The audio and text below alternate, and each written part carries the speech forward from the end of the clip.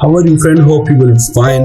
Today in this video I am going to show you whenever you try to open Adobe Premiere Pro, you will find this error. So how you can solve this problem? In this video I will show you everything in detail. But before we start this video, if you are new on my channel and yet not subscribe my channel, then make sure to subscribe my channel and also click on the bell icon so you can receive notification of our new videos. So without any further ado, let's get started.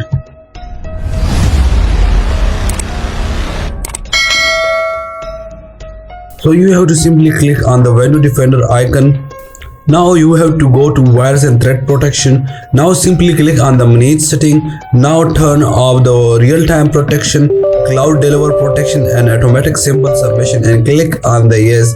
Now open Premiere Pro. You will not get that error because some type of virus and antivirus interconnection that stop Premiere Pro to open. Whenever you try to open Adobe Premiere Pro, you have to close your window defenders. Once the Premiere Pro open, simply go to window defender and again turn on your window defender options. Turn on. Now go to manage setting. You can also turn on from here.